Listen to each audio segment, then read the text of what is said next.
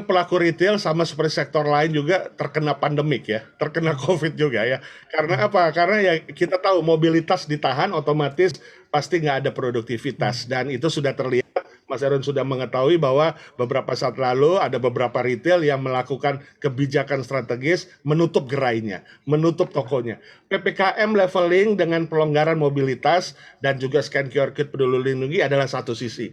Tapi sisi yang lain, kita tentunya masih berharap adanya stimulus. Stimulus ini untuk menjaga keutuhan supaya kami dapat tetap melayani kebutuhan pokok sehari-hari masyarakat dan juga tidak mem-PHK-kan karyawan ataupun juga status yang saat ini masih dirumahkan. Kami juga prihatin untuk hal tersebut sebenarnya.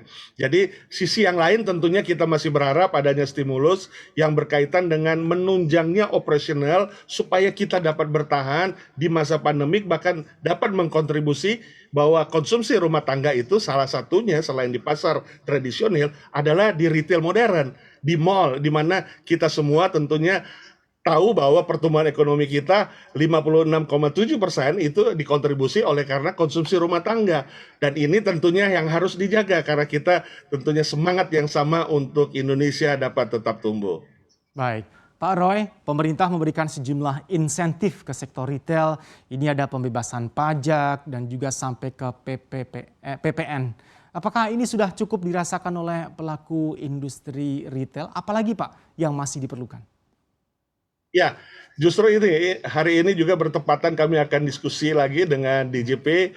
Kemudian pada hari esok kita juga ada rencana RDP juga untuk berkomunikasi dan berdialog berkaitan dengan contohnya misalnya selain ketentuan umum perpajakan RUU-nya yang tentu masih dibahas, tetapi kami melihat untuk kebijakan PPN sewa.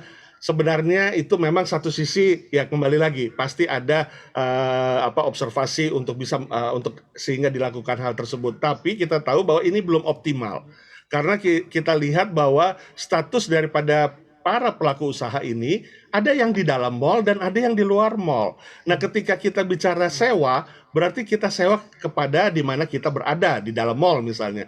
Nah, sementara kalau yang di luar mall punya bangunan sendiri, punya aset sendiri, punya gerai sendiri yang tidak perlu menyewa. Nah, bagaimana dengan mereka? Sementara mereka juga menyediakan kebutuhan pokok dan sehari-hari dan sekaligus juga menjaga kontinuitas para pekerja untuk dapat tetap bekerja dan tidak dirumahkan maupun di PHK. Nah, bagaimana dengan stimulus buat mereka? Nah, ini yang terkadang kami melihat bahwa memang ini pentingnya bangun komunikasi publik, dialog, kami diajak dialog dan komunikasi sehingga kita dapat memberitahukan mana yang hal yang substansi sebenarnya.